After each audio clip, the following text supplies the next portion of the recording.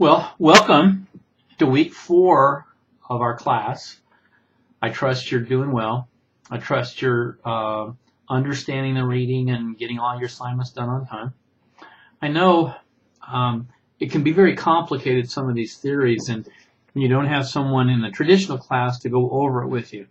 But really take time to read slowly, and you may want to take some time, and at the end of every chapter there's a review where you can define the words, and there's different exercises to help you understand this. So it might be a good exercise for you.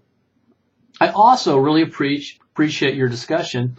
They're always lively and informative, and just do your best to include the week's reading in that.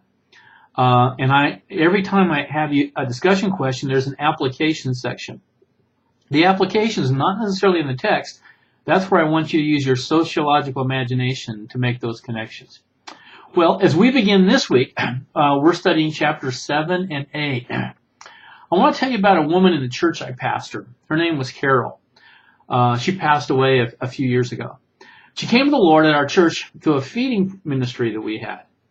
Carol lived in a postal Jeep with the 3 cats, parking it on different streets in our city, often in our church parking lot.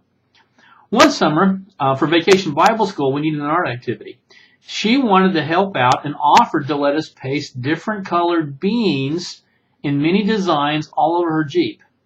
The kids and the birds loved it. The question for us is, was she creative, mentally ill, or criminal? Sometimes it's hard to tell the difference. Deviance, as defined as any behavior that fails to conform to the rules and norms of society. Because there are different levels of norms, there are different degrees of deviance. The primary purpose of this chapter is to look at the criminal aspects of deviance, especially the theories behind it. You need to really work at understanding the biological and psychological theories, as well as the social theories of strain, control, cultural transmission, and labeling. Chapter 8 deals with social stratification and social class. I like to talk about this in class because it's pretty revealing. There are a lot of great discussion questions that present themselves with this chapter.